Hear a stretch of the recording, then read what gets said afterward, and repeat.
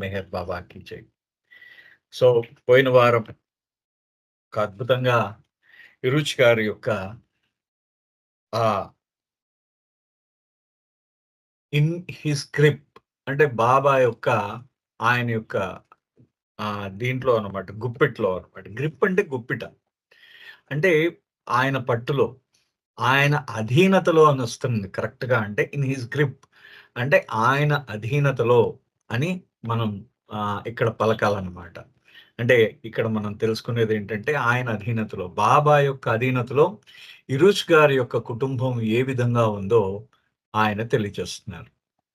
So, దీంట్లో ముఖ్యంగా మనం చూసినట్టయితే ఆయన ఆ రోజు ఇరుచి గారు ట్రైన్‌లో కూర్చున్నారు. ట్రైన్‌లో కూర్చున్న తర్వాత ఆయన నాగ్‌పూర్ నుంచి ఇంటికొచ్చేసారాయన.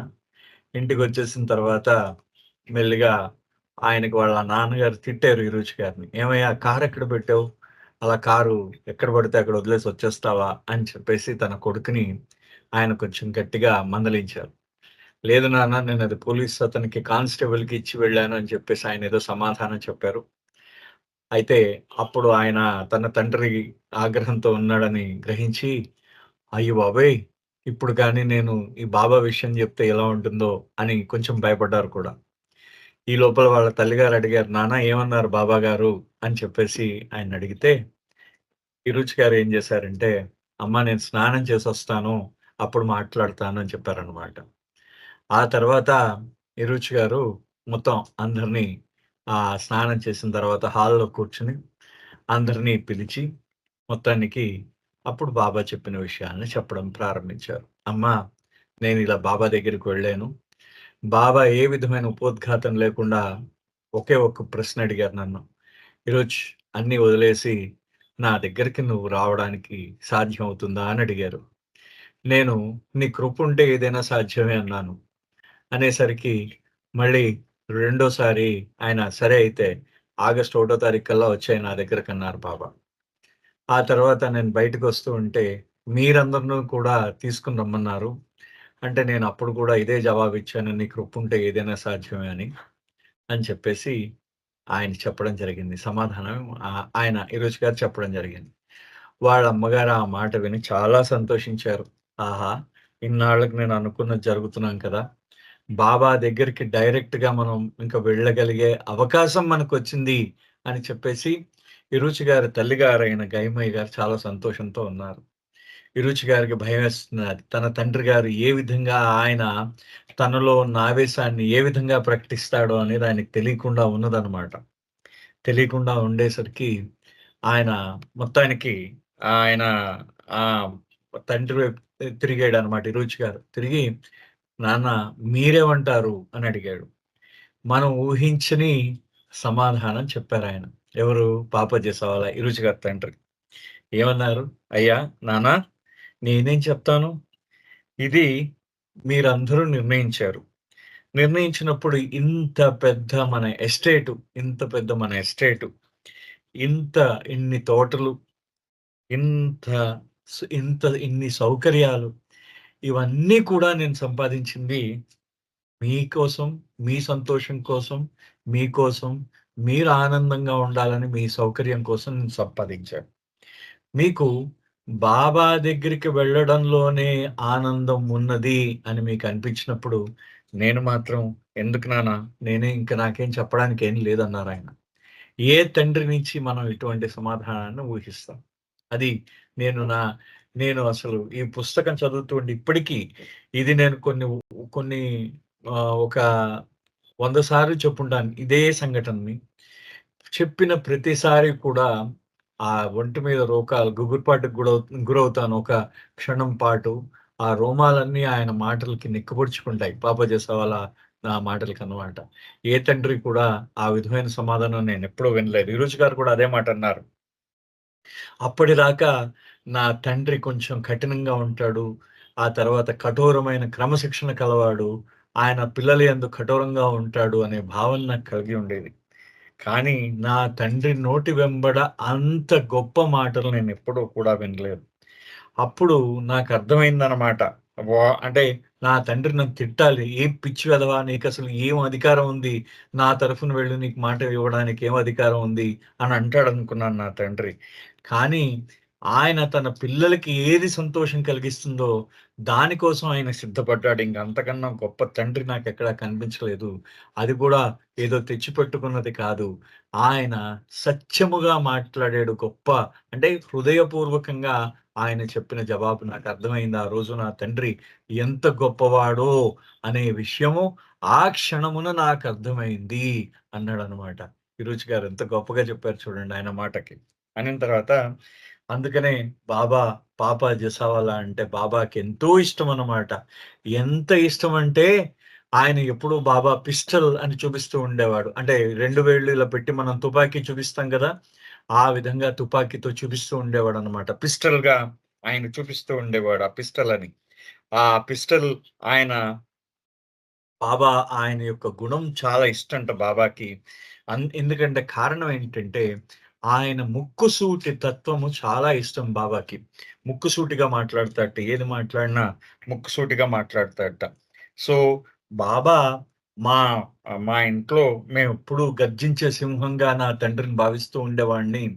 అటువంటి గర్జించే సింహంలో పెనుమార్పుని తీసుకొచ్చారు బాబా అన్నాడనమాట. అయితే ఆ బాబా అయితే పాపా చేసేవాళ్ళని ఈ రుచి గారు చెప్పారట, "నాన్న మీరు కూడా రావాలన్నారట." "ఖచ్చితంగా వస్తాను. అయితే నేను ఇప్పుడు ఏదైతే మనకి ఈ ఎస్టేటు అంటే ఈ ఆస్తి ఏదైతే ఉందో, ఈ ఎస్టేటు ఇదంతా ఏదైతే ఉందో, ఈ ఆస్తినంతటిని సంపాదించడం అయితే నేను సంపాదించాను కానీ, దాన్ని అమ్మే బాధ్యత నేను తిరగలేను. దానికోసం నేను తిరగలేను. నువ్వు పెద్దవాడివైపోయావు. కాబట్టి దాని బాధ్యతను తీసుకొని నువ్వు నువ్వు అమ్మబెట్టు అని చెప్పేసి పాపా జసావలా ఇరుచి గారికి ఆ బాధ్యతను అప్పజెప్పారు. బాధ్యతను అప్పజెప్పిన తర్వాత పాపా జసావలా ఏం చేశారంటే, సరే అయితే అది ఆ అమ్మే బాధ్యత నీదే. సంతకం మాత్రం నేను పెడతాను. కానీ ఆ తర్వాత నన్నింక దీని గురించి నన్ను దీని గురించి నన్ను ఇబ్బంది పెట్టొద్దన్నారనమాట. సరే అన్నారు. మొత్తానికి అయితే బాబాకు ఉత్తరం రాయన్నారు పాపా జసావాల. ఏంటంటే, అయితే నేను ఉద్యోగానికి రాజీనామా చెయ్యాలా? వద్దా? అని రుచి గారినడిగితే, బాబా ఆ విషయం చెప్పలేదు అని చెప్పేసి రుచి గారు చెప్పడం జరిగింది. జరిగేసరికి రుచి గారు అప్పుడు బాబా ఏమన్నారంటే, "ఆ! సరే అయితే నేను బాబానే అడుగుతాను నాన్న" అని చెప్పేసి ఆయన బాబాని అడగడానికి ఆయన ప్రారంభించాడనమాట. ఆయన రుచి గారు బాబాని అడగడానికి సిద్ధపడ్డాడాయన. సిద్ధపడిన తర్వాత బాబాకు ఉత్తరం రాశారు. ఆ ఉత్తరంలో ఆయన రాయమన్నారు. బాబాజీ సవాలో ఉత్తరంలో రాయమన్నారు. ఏంటనంటే, ఆయన ఉద్యోగానికి రాజీనామా చెయ్యాలా? వద్దా? రాజీనామా చేసి బాబా దగ్గరికి రావాలా? లేపోతే ఉద్యోగం కొనసాగించాలా? ఉద్యోగం కొనసాగించి ఆయన రిటైర్మెంట్ అయిన తర్వాత రావాలా? అంటే బాబా ఏం రాశారంటే, మీతో పాటు నీ తండ్రి గారిని రమ్మనండి. తర్వాత ఆయన మాత్రం ఉద్యోగానికి రాజీనామా చెయ్యొద్దు. ఆయన మళ్ళీ తన ఆఫీస్‌కి వెళ్లి తన విధులను ఆయన నిర్వర్తిస్తారు. కొద్ది రోజుల పాటు నిర్వర్తిస్తారు. ఆ తర్వాత ఇప్పుడే ఆయన ఉద్యోగ విరమణ చేస్తే అది, అది పూర్తిగా ఆయనకి రావాల్సిన సదుపాయాలేవి కూడా రావనమాట అది. ఆయనకు రావాల్సినవన్నీ అవన్నీ రావన్నమాట. అకాలంగా ఉద్యోగ విరమణ చేసిన పక్షంలో ఆయనకి రావాల్సినవన్నీ రావు కాబట్టి, ఆయన ఉద్యోగ విరమణ చేసిన తర్వాత రమ్మన్నారు బాబా. సో, బాబా వాళ్ళ తండ్రి గారు బాబాకి హిరోచి గారి యొక్క తండ్రి గారి నిమిత్తం హిరోచి గారికి ఒక ఉత్తరం రాశారు. గైమయ్య గారు ప్రత్యేకంగా బాబాకు ఉత్తరం రాశారు. ఆ గైమయ్య గారికి ఆ ఉత్తరానికి బాబా స్వయంగా జవాబు రాశారనమాట. అంటే బాబా రాయించారు. దాంట్లో అన్ ఆవిడ ఆవిడ ఏవేవైతే అడిగిందో, ఆ అడిగిన వాటికి సమాధానంగా బాబా ఉత్తరం రాయించారు. మనం పోయిన వారం గైమయ్య గారు ఉత్తరం రాశారు అనే చోట ఆపాం. So, my mother had also return to Baba and he had replied to her personally. నా తల్లిగారు కూడా బాబాకు ఉత్తరం రాశారు. ఆవిడ దానికి తిరుగు జవాబిచ్చింది. ఆ బాబా దగ్గర నుంచి తిరుగు జవాబొచ్చింది ఆవిడకి. She had been overjoyed at the thought of leaving everything and coming to him. ఆవిడ చాలా సంతోషించింది. చాలా ఆవిడేంటంటే ఆవిడ ఉప్పొంగిపోతున్నదనమాట సంతోషంతో. బాబా దగ్గరికి వెళ్ళిపోతున్నాం అనే భావనతో ఆవిడ ఉప్పొంగిపోతున్నది.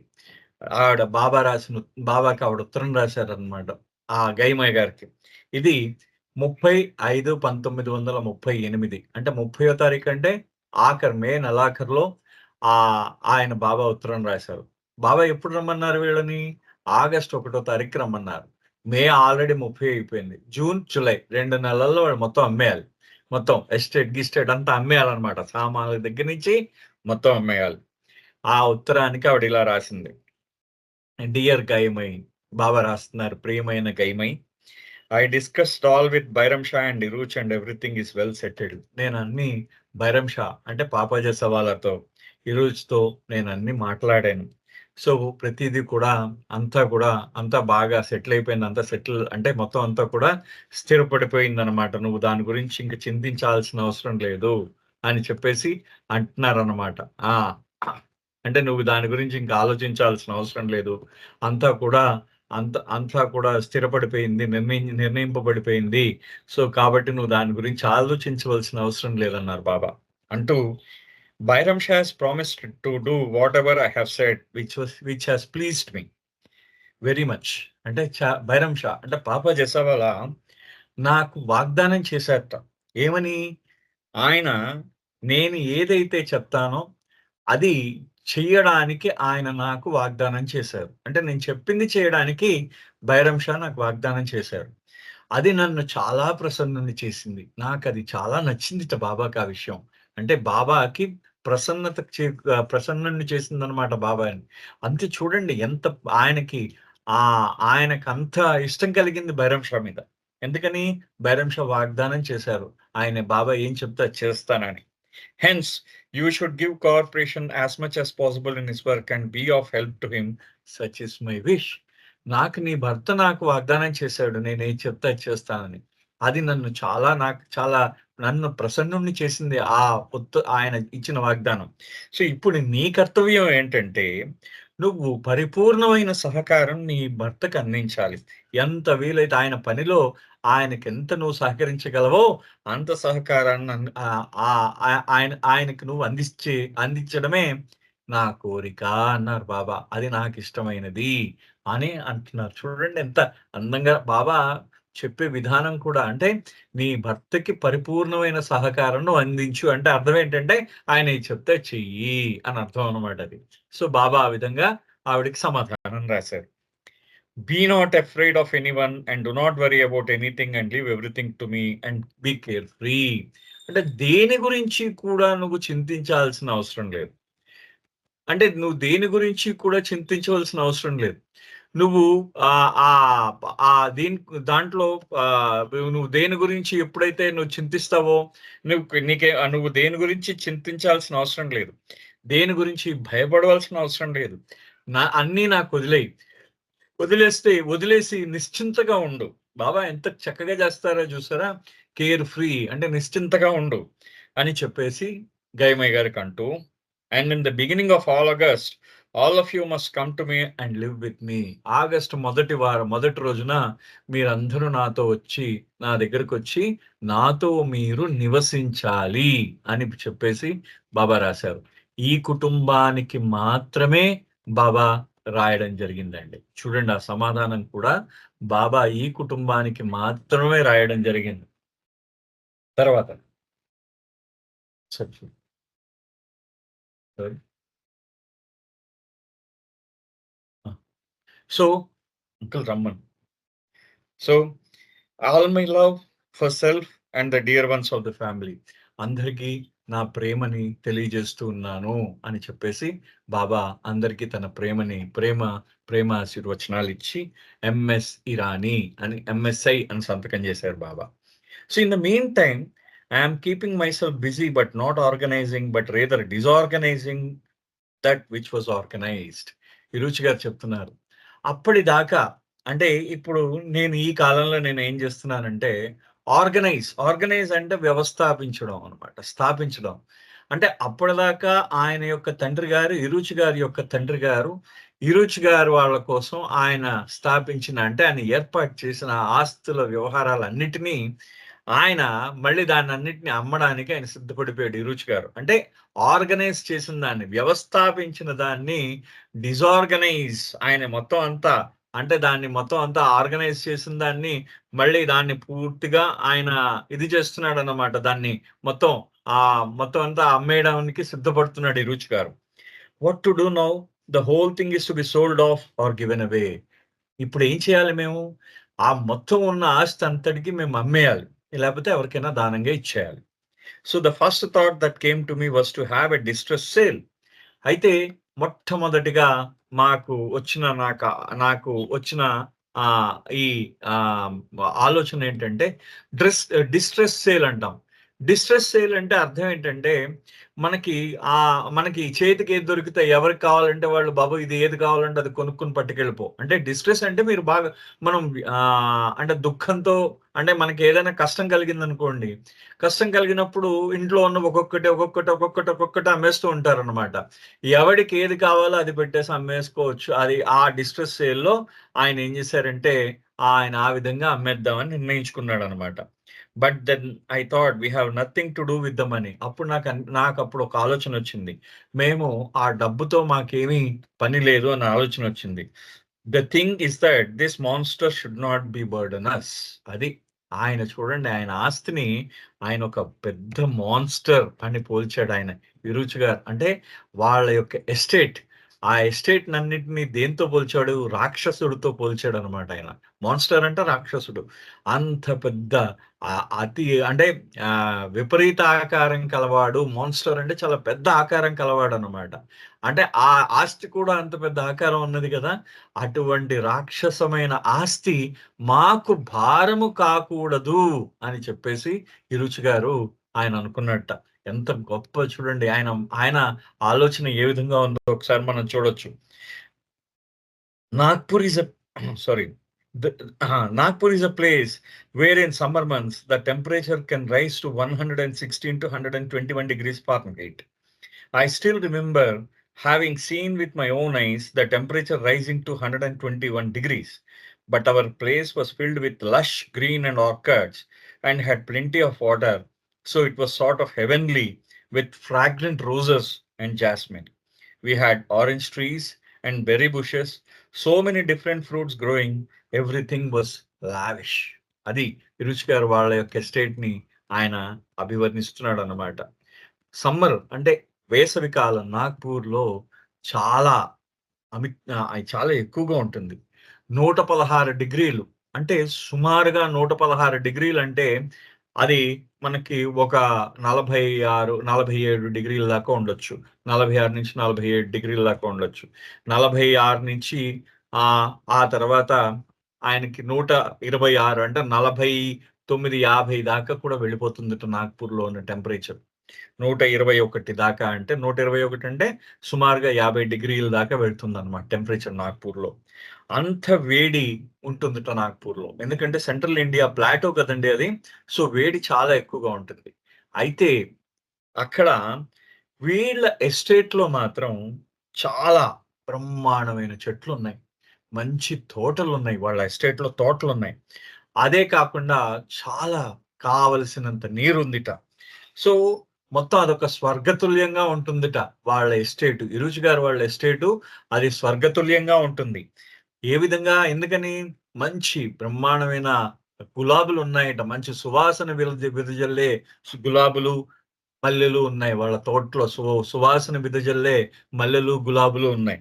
అదే విధంగా తినడానికి మంచి రుచికరమైన ఆరెంజ్ అంటే మన బత్తాయి పళ్ళు, ఆ తర్వాత బెర్రీ పళ్ళు, చిన్న చిన్న పళ్ళు బెర్రీ పళ్ళు, ఇంకా చాలా పళ్ళు రకరకాల పళ్ళున్నాయి. మా తోట చాలా మంచి లావిష్‌గా ఉండేది. అంటే చాలా గొప్పగా ఉండేది వాళ్ళ తోట. చాలా గొప్పగా ఉండేదిట. చాలా, చాలా గొప్పగా ఉండేది మా తోట అంటున్నారు. There was a Parsi family we knew, the Pokas, who would come in the evening, especially in the summer, to enjoy fresh juices in that atmosphere.